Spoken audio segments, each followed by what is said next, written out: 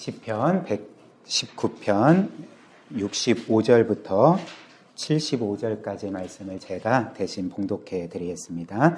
하나님의 말씀을 들으십시오. 여호와여, 주의 말씀대로 주의 종을 선대하셨나이다. 내가 주의 계명들을 믿었사오니 좋은 명철과 지식을 내게 가르치소서. 고난 당하기 전에는 내가 그릇 행하였더니 이제는 주의 말씀을 지키나이다. 주는 선하사 선을 행하시오니 주의 율례들로 나를 가르치소서. 교만한 자들이 거짓을 지어 나를 치러 하였사오나 나는 전심으로 주의 법도들을 지키리이다. 그들의 마음은 살쪄서 기름덩이 같으나 나는 주의 법을 즐거워하나이다. 고난당한 것이 내게 유익이라. 이로 말미암아 내가 주의 율례들을 배우게 되었나이다. 주의 입의 법이 내게는 천천금금보다 좋으니이다. 주의 손이 나를 만들고 세우셨사오니 내가 깨달아 주의 계명들을 배우게 하소서. 주를 경외하는 자들이 나를 보고 기뻐하는 것은 내가 주의 말씀을 바라는 까닭이니이다. 여호와여, 내가 알거니와 주의 심판은 의로우시고 주께서 나를 괴롭게 하심은 성실하심 때문이니이다. 아멘. 지난주에 우리는 새해를 맞이해서 새해 메시지를 살펴보았습니다. 그 새해 메시지의 주제는 고난이었죠. 그래서 어떤 분들은 왜 새해 메시지의 주제가 고난인가라고 생각을 하실 수도 있겠지만 그것에는 한 가지 중요한 이유가 있습니다. 왜냐하면 사실 새해가 돼도 우리는 고난 당하지 않기를 원하지만 올해에도 분명히 우리는 여러 어려움들을 겪을 것이고 또 고난의 시기를 거칠 것이기 때문에 그렇습니다. 그래서 새해를 시작하는 가운데 참 성경이 우리에게 말하는 고난이 어떤 것이고 특별히 그 고난 가운데 우리와 함께 하시는 그 하나님의 신실하심을 우리가 깨닫고 올 한 해 우리의 삶 가운데 적용하는 것이 중요하기 때문에 우리가 지난주에 고난이라는 주제를 살펴보았고요. 오늘은 이제 또 한 번 이 고난이라는 주제를 살펴보도록 하겠습니다. 특별히 오늘은 이 고난이 우리를 이제 어떻게 하나님의 사람으로 빚어가시는가에 대한 이제 말씀을 함께 나누고자 하는데요. 그래서 저는 오늘 이 시편 119편을 통해 이 주제를 세 부분으로 나눠 보겠습니다. 첫 번째는 고난은 우리로 하여금 죄에서 돌이키게 한다는 것. 그리고 두 번째는 고난은 우리로 하여금 하나님의 말씀을 깨닫게 하고 그 말씀을 행하게 한다는 것. 그리고 마지막 세 번째는 이 과정을 통해 하나님은 신실하게 우리를 하나님의 사람으로 빚어 가신다는 것, 연단해 가신다는 것. 이렇게 세 가지 함께 살펴보도록 하겠습니다. 첫 번째로 고난은 우리를 죄에서 돌이키게 합니다. 오늘 67절 한 번 더 보실까요? 시인이 이렇게 말하죠. 고난당하기 전에는 내가 그릇 행하였더니 이제는 주의 말씀을 지키나이다. 이는 무슨 말일까요? 그러니까 시인은 지금 이렇게 말하는 거죠. 고난당하기 전에는 내가 죄 가운데 있었다. 그릇 행하였다. 하나님을 거역하고 하나님을 거스르는 삶을 살았다. 그러나 고난이 나에게 찾아온 후에 나는 그 죄를 버리고 이제는 주의 말씀대로 살아가게 되었다. 지금 이렇게 고백하고 있는 거죠. 물론 고난만이 우리를 죄에서 돌이키게 하는 것은 아닐 것입니다. 우리의 삶에 고난이 없더라도 우리가 이런 예배를 통해 하나님의 말씀을 깨닫고 우리의 죄를 또 보게 되고 회개하고 죄에서 돌이킬 수도 있는 거죠. 그러나 일반적으로 우리의 삶을 한번 잘 되돌아보면 사실 우리는 고난이 있었기 때문에 죄를 버릴 수가 있었고 고난이 있었기 때문에 회개하여 지금처럼 불완전하긴 하지만 하나님의 뜻대로 살려고 애쓰게 되지 않았습니까? 그래서 일반적으로 우리의 인생에 고난이 없으면 사실 우리는 우리가 가던 죄의 길에서 잘못된 길에서 이렇게 돌아오기가 그 가던 걸음을 멈추고 하나님께로 돌이키기가 매우 어렵습니다.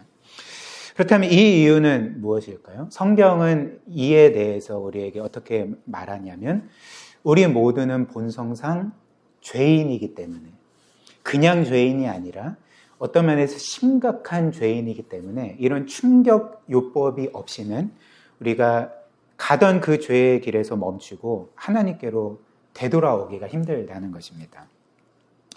그래서 이에 대해서 예레미야 17장 9절이 우리에게 우리의 죄성이 얼마나 뿌리 깊은지를 이렇게 말합니다. 한번 보십시오. 만물보다 거짓되고 심히 부패한 것은 사람의 마음이라 이렇게 말합니다. 만물보다 거짓되고 심히 부패한 것은 우리 모두의 마음이다. 누구는 이 말씀을 읽으면서 이런 심히 부패하고 거짓된 마음은 뭔가 이 세상에서 그 흉악한 끔찍한 죄를 범한 사람의 마음일 거야. 내 마음은 그렇지 않고 이 세상에서 악한 사람들의 마음이 이런 걸 거야 라고 생각을 하지만 성경은 사실 그런 말을 하고 있는 것이 아닙니다. 성경은 이 세상에서 가장 악한 자부터 겉보기에 뭔가 좀 괜찮은 삶을 살아가는 사람의 마음에 이르기까지 똑같이 동일하게 만물보다 거짓되고 심히 부패해 있다. 이 세상에서 가장 더럽고 추악하고 썩은 것보다 우리가 더 거짓되고 부패해 있다라는 것을 우리에게 알려주고 있는 거죠.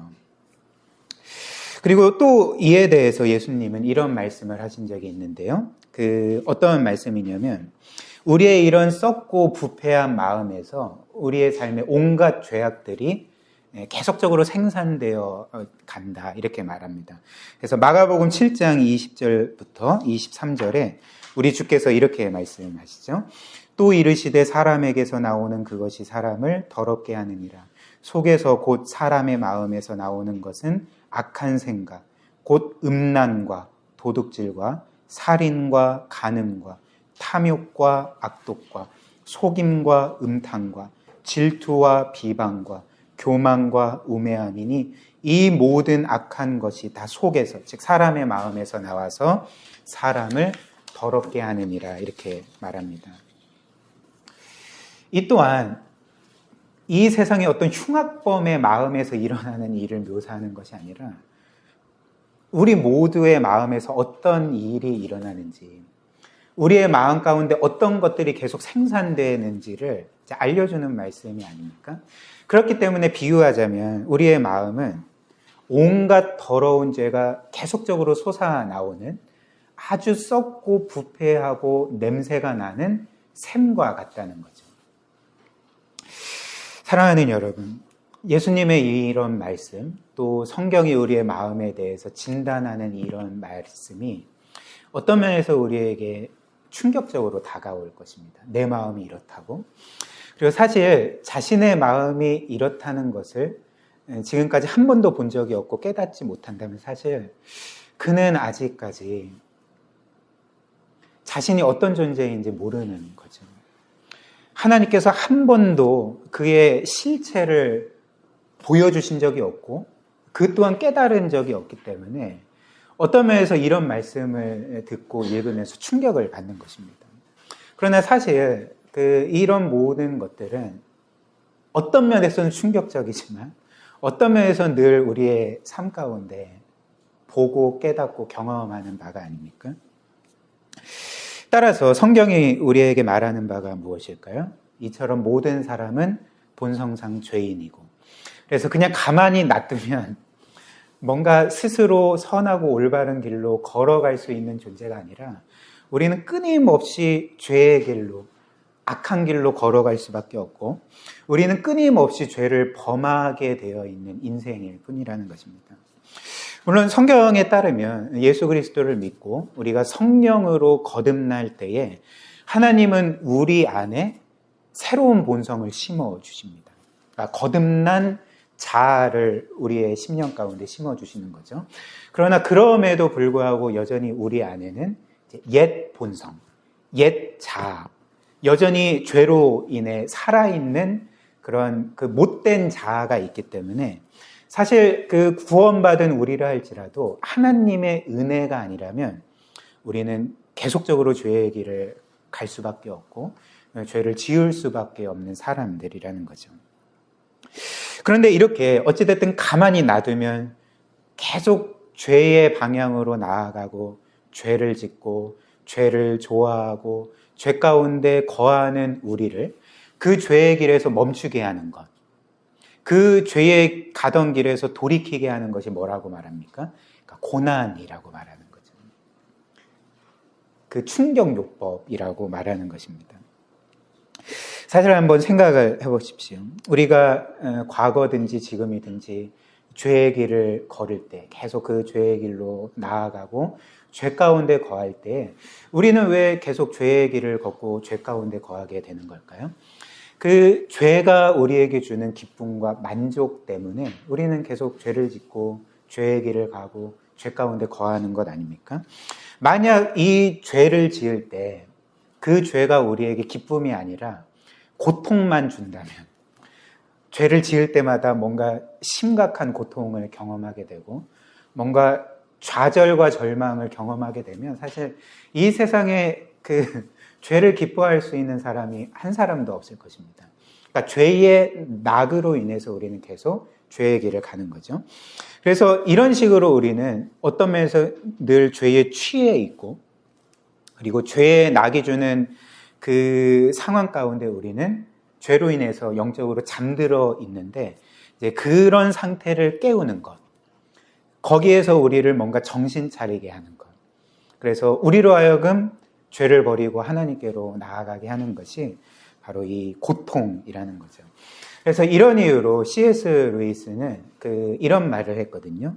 여러분들도 한번 들어보셨을 말인데, 그 고통에 대해서 이런 말을 합니다. 고통은 귀먹은 세상을 향한 하나님의 확성기다, 이렇게 말합니다.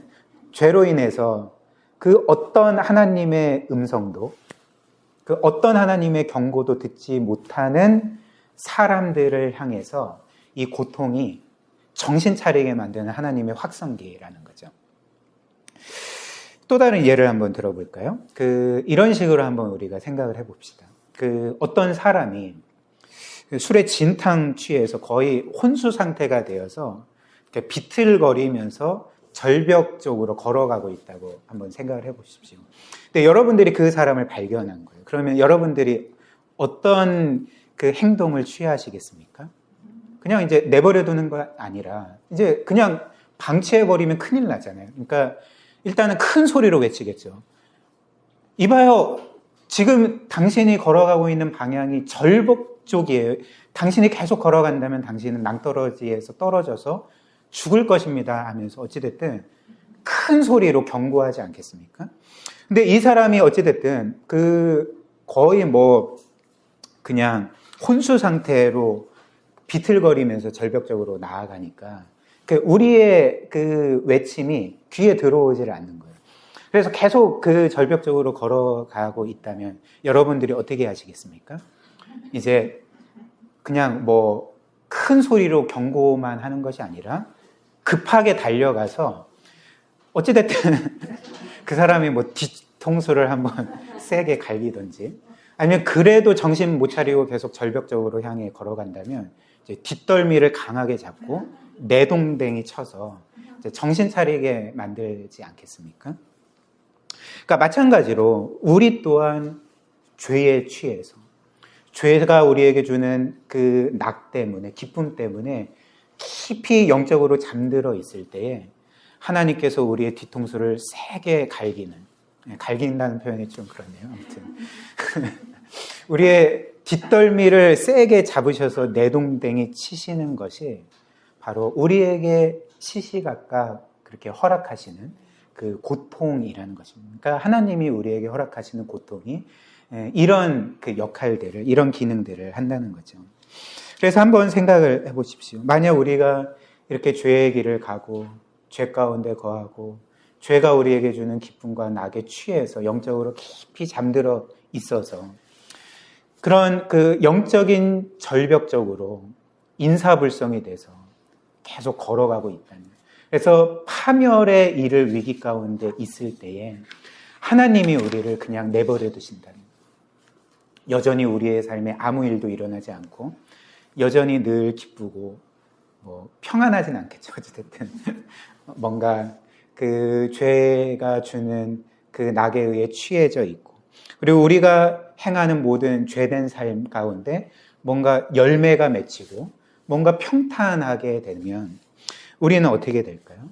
그러니까 우리는 영적으로 파멸되게 될 것입니다. 이 세상에서 뭔가 잘 나가도 성공을 이루어도 사람들의 인정과 칭찬을 받아도 그 사람은 영적으로 파멸되게 될 것이 분명한 사실이 아니겠습니까? 그러나 하나님은 오늘 이 시편 119편의 시인의 삶 가운데 행하셨던 것처럼 우리의 자녀의 삶을 그렇게 내버려 두시는 것이 아니죠. 우리가 죄의 길로 나아갈 때에 그 죄 가운데 깊이 빠져 살 때에 하나님은 우리의 삶 가운데 경험하는 고통을 사용하셔서 우리에게 경고하시고 우리로 하여금 정신 차리게 하시고 가던 죄의 길에서 멈춰 돌이켜 하나님께로 돌아가게 하는 그런 은혜들을 이제 시시각각 우리에게 베푸신다는 것입니다. 이것이 바로 이제 고난이 우리에게 주는 첫 번째 유익이 되는 거죠. 그 다음 두 번째로 고난은 우리로 하여금 죄에서 돌이키게 만들 뿐만 아니라 이제 하나님의 말씀을 깨닫게 하고 그 말씀을 행하게 합니다. 71절 한번 보십시오. 이렇게 말하죠. 고난당한 것이 내게 유익이라. 이로 말미암아 내가 주의 율례들을 배우게 되었나이다. 이렇게 고백합니다. 그렇다면 고난은 우리에게 어떤 방식으로 하나님의 말씀을 깨닫게 할까? 일반적으로 고난받기 전에 우리는 사실 성경의 그 하나님의 말씀들, 그 진리의 가르침들을 사실 온전히 이해하지 못한 채 살아갈 때가 많습니다. 즉, 그 성경에서 우리가 그 말씀을 통해 하나님에 대해서 또 우리의 죄에 대해서 구원자 예수님에 대해서 또 교회에 대해서 또 마지막 날 일어날 일들, 최후 심판과 최종 구원에 대해서 우리가 듣고 어느 정도 알기는 하나 그것들이 우리의 심령 가운데 실제적으로 다가오는 것은 아니라는 거죠. 그래서 죄에 대해서 지식적으로 알지만 그 죄가 우리를 얼마나 고통스럽고 비참하게 만드는지 또 이 세상의 것들이 얼마나 헛되고 하나님 없는 삶이 얼마나 헛된지 또 하나님께서 얼마나 거룩하고 의로우신 분이고 동시에 그 하나님이 우리를 얼마나 사랑하시고 귀하게 여기시는지를 우리가 온전히 깨닫지 못한 채 이렇게 살아갈 것입니다. 그리고 사실 고난받기 전에는 이 모든 것들이 우리에게 뭔가 의미 있게 중요한 진리로서 다가오질 않는 거죠. 왜냐하면 고난받기 전에 이 모든 것들은 사실 우리의 관심사가 아니기 때문에 그렇습니다. 오히려 고난받기 전에 우리는 하나님의 말씀보다 이 세상의 말을 더욱더 중요하게 여기고 귀를 기울이게 되는 거죠. 그렇다면 이 세상이 우리에게 끊임없이 하는 말이 무엇입니까? 세상은 우리에게 계속적으로 이렇게 외치고 있지 않습니까? 이 세상이 너의 인생이 전부다. 하나님이 중요한 것이 아니라 이 세상이 너희에게 가장 중요하고 그래서 너는 하나님 없이도 이 세상에서 너가 원하는 것을 얻고 너가 이루고자 하는 것들을 이루면 그리고 사람들의 인정과 칭찬을 받고 너가 원하는 어떤 그 사랑을 받게 되면 만족하게 되면 너는 진정으로 복되고 행복한 삶을 살아갈 수가 있을 거다 하면서 이제 끊임없이 이런 말들을 우리의 귀에 들려주는 것이 이 세상이 아닙니까? 그래서 우리는 이런 세상의 말들을 하나님의 말씀보다 더 귀하게 여기고 중요하게 여기고 하나님의 말씀보다는 이 세상의 말에 귀를 기울이는 거죠. 그래서 하나님의 말씀은 나의 인생에 별로 중요하지 않고 의미도 없고 물론 어릴 때부터 성경을 배우고 알기는 했지만 그거는 그냥 나에게는 중요한 지식이 아니고 이 세상이 나에게 주는 그 모든 말이 나에게는 가장 중요하다 생각하며 그렇게 살아가는 것 아닙니까? 그러나 고난이 우리에게 하는 일은 이제 우리로 하여금 세상의 말이 아니라 하나님의 말씀이 진짜 사실임을 깨닫게 해주는 거죠. 그래서 나의 인생에서 가장 중요한 분은 세상이 아니라 하나님이라는 것. 나의 인생에서 가장 영화로운 분은 이 세상의 영화가 아니라 하나님이라는 것을 실제적으로 깨닫게 합니다. 그래서 하나님이 나의 영원한 생명이요 복이시라는 것. 하나님만이 나를 진정으로 사랑해 주시고 아무 조건 없이 받아주신다는 것. 그리고 하나님 안에서만 나는 진정한 안식과 평안을 얻을 수 있고 나의 진정한 정체성을 발견할 수가 있다는 것을 이 하나님의 말씀을 실제적으로 깨닫고 경험하게 됨으로써 이제는 자신의 그 진실한 마음으로 고백하게 되는 거죠. 하나님이 나의 전부이십니다. 하나님만이 진짜 나에게 가장 중요한 분이십니다. 이 세상 전부를 내가 얻는다 할지라도 나는 하나님과 그것을 바꾸지 않을 것입니다. 예수 그리스도만이 나의 진정한 생명이요 복이시요 나의 영광이십니다. 이런 고백을 고난을 통해서만이 우리가 하나님께 드릴 수가 있는 거죠. 물론 고난받기 전에도 우리는 하나님의 말씀에 대한 어느 정도의 지식을 가질 수가 있을 것입니다. 제가 말씀드린 것처럼. 그래서 어릴 때부터 교회에 다니고 예배를 드리고 또 성경을 배워온 사람이라면 성경 각 권마다 어떤 내용으로 구성되어 있는지 또 이 기독교의 교리가 무엇인지를 어느 정도 그 지식으로는 알고 있는 거죠. 그러나 그 시인이 오늘 말하는 것, 내가 주의 율례들을 고난을 통해 배우게 되었나이다 라고 말하는 지식은 이제 이런 어떤 학습과 암기에 의해서 얻게 된 지식을 의미하지는 않는 것이죠. 사실 이 시편 119편을 지은 시인은 하나님의 말씀에 정통한 어떤 면에서 신학자였습니다. 왜냐하면 여러분도 아시다시피 시편 1편부터 150편까지 이 시편들을 쭉 볼 때 이 시편 119편이 가장 긴 시편이거든요. 그리고 어떤 면에서 그 성경 전체의 내용을 요약하고 있다고 그렇게 생각될 정도로 굉장히 깊이 있는 하나님의 진리의 말씀들이 이제 담겨져 있는 것이 이 시편 119편입니다.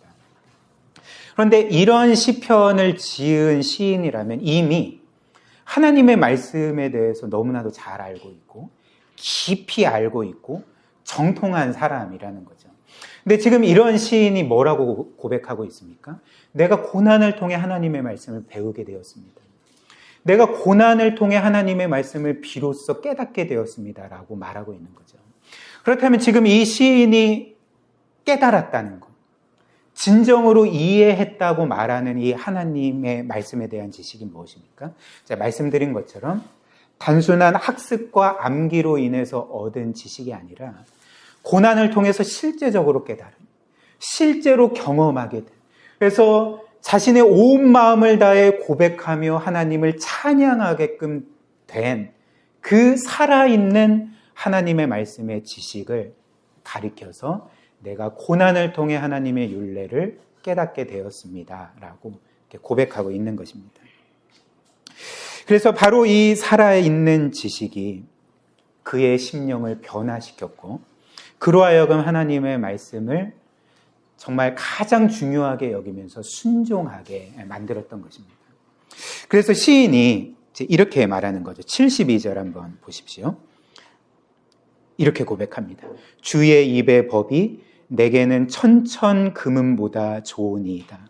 주의 입의 법이 내게는 천천 금은보다 좋으니이다. 이렇게 말합니다. 전에는 하나님의 말씀을 알았지만 하나님의 말씀이 이 세상에서 자신에게 가장 귀한 것이 아니었습니다.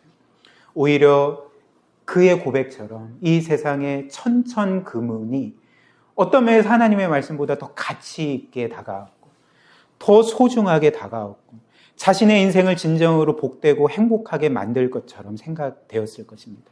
그러나 시인이 지금 하는 고백이 무엇입니까?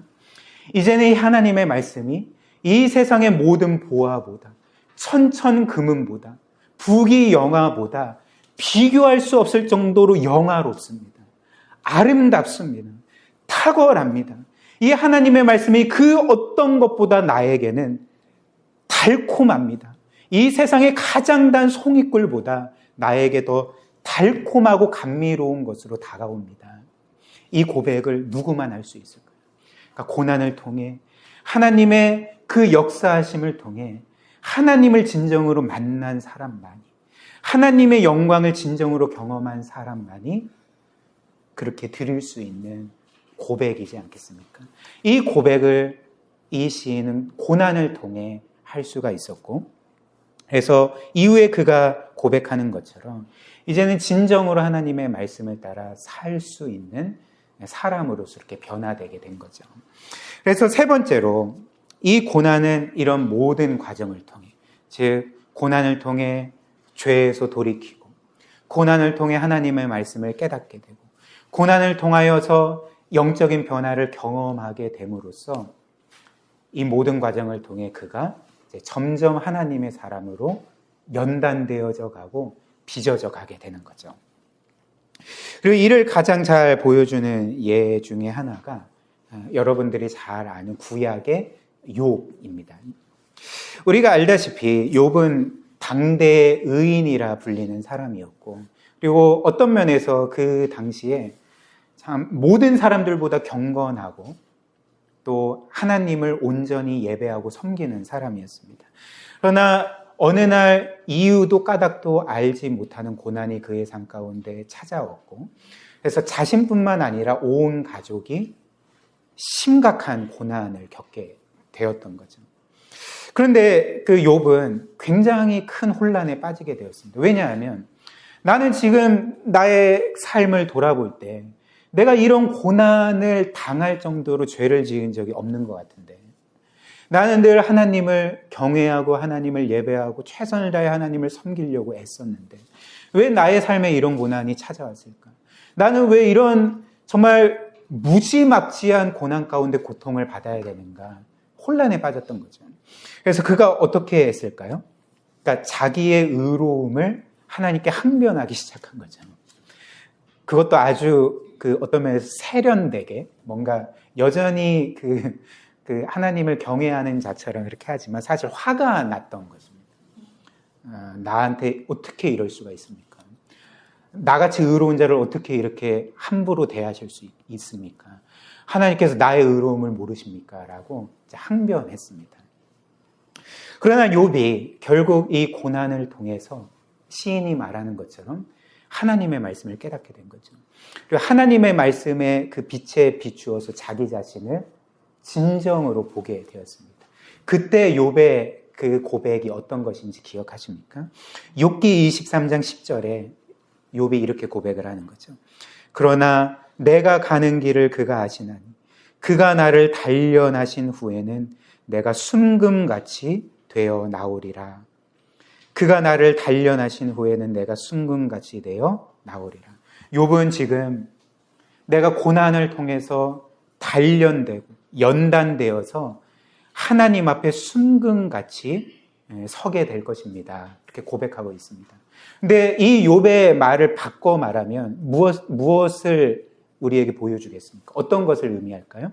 그러니까 욥이 과거에는 자신이 완전한 것처럼 생각되었는데, 자신이 의로운 자처럼 늘 어떤 면에서 자랑스러워했는데, 고난을 통해 보니까 자기에게 결함이 있었던 거죠.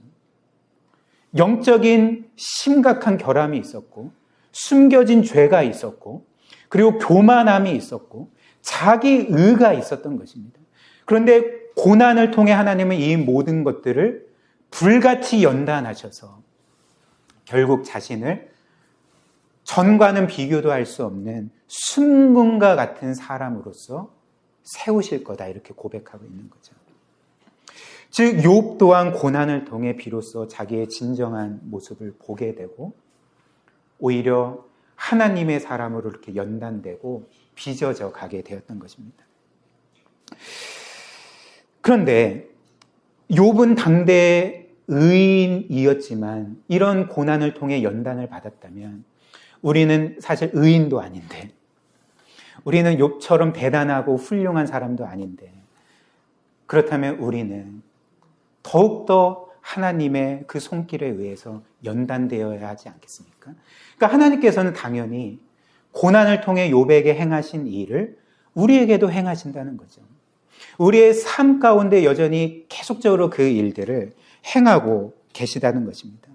그래서 하나님은 우리의 삶 가운데 겪는 그 고난, 하나님께서 일부러 우리에게 고난을 겪게 하시는 것은 아니지만, 우리가 고난을 겪는 것은 때로는 우리의 죄 때문이고, 그리고 우리의 잘못된 판단 때문이고, 그리고 어떤 면에서 우리의 고집 때문에 우리가 이 세상에서 고통을 겪게 되고, 그것이 꼭 아니더라도 죄로 인해서 파괴되고 망가진 이 세상의 구조 때문에 우리는 고통을 당하게 되지만, 하나님은 선하시고 사랑이 많으시고 지혜로우셔서 그 고통을 사용하셔서 우리의 죄를 보게 하시고 회개하게 하시고 그 죄에서 돌이키게 하시고, 그리고 이 세상보다 하나님이 우리에게 가장 중요하고 진정한 영광임을 깨닫게 하시고, 그래서 우리로 하여금 끊임없이 하나님을 의지하게 하시고 기도의 삶으로 나아가게 하시고, 결국에는 하나님을 향한 믿음을 회복시키시고 더욱더 굳건하게 만드시는 것이 하나님이 고난을 통해 우리를 연단하시고 그분의 사람으로 빚어가시는 방법이라는 것입니다. 특별히 하나님은 이 모든 일들을 신실하게 행하십니다. 성실하심으로 행하신다, 이렇게 말합니다. 75절 우리 마지막으로 볼까요? 시인이 이렇게 고백합니다. 여호와여, 내가 알거니와 주의 심판은 의로우시고 주께서 나를 괴롭게 하심은 성실하심, 주의 성실하심 때문이니이다, 이렇게 말합니다. 주께서 나를 괴롭게 하심은, 우리를 괴롭게 하심은 주님의 성실하심 때문이니이다. 성경에서 하나님의 신실하심 혹은 성실하심은 하나님의 사랑과 동의어로 쓰입니다.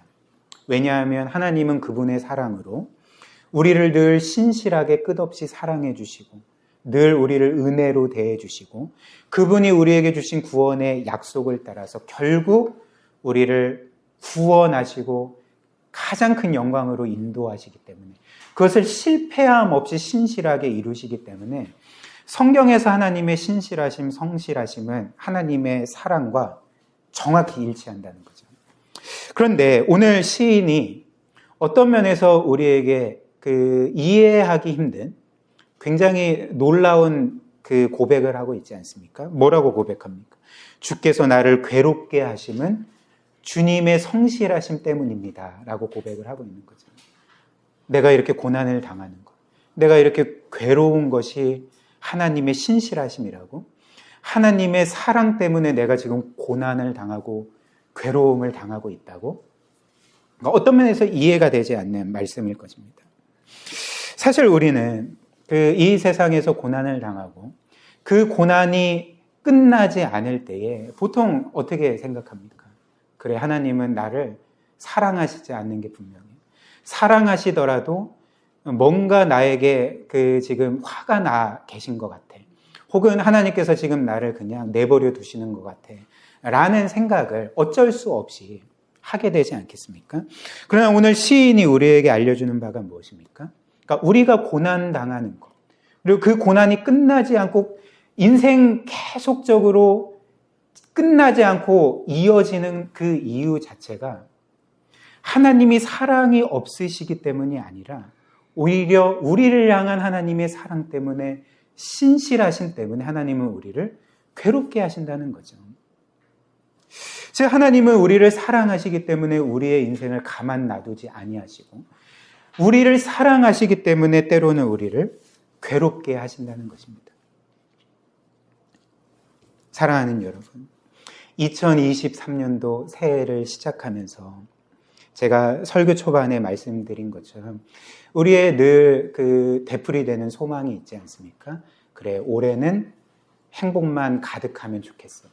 올해는 정말 작년에 너무 힘들었는데 작년에 내가 겪었던 여러 어려움들과 고난은 다 끝나고 이제는 정말 내 삶이 좀 평탄하고 늘 행복했으면 좋겠어 라는 소원을 늘 하지 않겠습니까? 그래서 늘 우리가 새해 복 많이 받으세요 라고 하지만 사실 지금까지 이렇게 쭉 보면서 그러니까 우리가 원하는 새해 복을 많이 받은 역사가 없는 것 같습니다. 저만 그런가요? 물론 우리는 이제 하나님으로부터 늘 복을 받죠. 근데 이제 우리가 원하는 세상 기준에서 생각하는 복을 많이 받은 새해가 있었습니까? 그런 해가 있었습니까? 그렇지 않습니다. 올해도 우리는 분명히 여러 어려움들을 겪을 것이고요. 때로는 고난의 시기를 지날 것이고요. 그 고난의 시기가 어떤 면에서 한 해 내내 이어질 수도 있을 것입니다. 그렇지 않을 수도 있지만 거의 그 큰 가능성으로 그렇게 될 것이라 그렇게 생각을 하는 거죠. 그런데 우리의 삶에 이런 어려움이 있을 때, 고난이 있을 때, 괴로움이 있을 때 오늘 우리는 이 말씀을 기억해야 되지 않겠습니까? 하나님의 성실하심으로 때로는 우리를 괴롭게 하시고 그 사랑 때문에 우리를 그냥 가만히 내버려 두시지 아니하고 끝없이 우리를 연단시키시고 우리를 하나님의 사람으로 빚어가시고 그리고 우리의 숨겨진 죄와 우리가 깨닫지 못한 죄와 여전히 죄 가운데 살아가는 우리의 삶을 되돌이키시기 위해서 우리를 이 고난을 사용하셔서 하나님의 사람으로 빚어가시는 그 하나님의 사랑과 신실하심을 우리가 기억해야 한다는 거죠. 특별히 이 하나님께서는 우리에게 어떤 분이십니까? 그 하나님께서는 우리와 같은 죄인을 위해 그 아들 예수 그리스도 아낌없이 십자가 죽음에 내어주신 분이 아닙니까? 또 그 예수 그리스도는 어떤 분이십니까? 우리를 위해 그분의 생명을 내어주시고 자신의 모든 것들을 내어주시기까지 우리의 진정한 복을 위해서 영광을 위해서 자신을 희생하시고 헌신하신 분이 되는 거죠. 이런 하나님께서 이런 예수 그리스도께서 고난 가운데 있는 우리를 그냥 내버려 두신다는 것은 전혀 가능성이 없는 일이고 우리는 의식하지 못하고 깨닫지 못할지라도 지금도 그 주님은 우리와 함께 하시고 우리가 고난의 길을 걸어갈 때 우리 홀로 내버려 두시지 아니하시고 한 해 내내 우리 평생 우리와 함께 동행하시면서 결국 우리에게 주신 약속처럼 우리가 당하는 선한 일이나 나쁜 일이나 우리가 원하는 좋은 일이나 우리를 고통스럽게 하는 일이나 그 모든 일들이 합력하여 선이 되게 만드시는 그 하나님의 손길이 올 한 해 내내 우리의 평생에 함께하고 우리를 선하게 그렇게 인도하실 것입니다. 이를 기억하면서 올 한 해도 더욱더 하나님을 바라보고 의지하고 그리고 한편으로 우리의 기도의 삶이 죽어 있다면 더욱더 기도로서 하나님께 나아가고 열심으로 하나님을 찾고 구하는 그런 진정으로 복된 한 해를 보냈으면 좋겠습니다. 그렇게 한 해 동안 우리가 그렇게 하나님을 전적으로 신뢰하고 의지할 때 하나님은 놀라운 은혜와 복으로 우리의 삶을 풍요롭게 해주실 것입니다.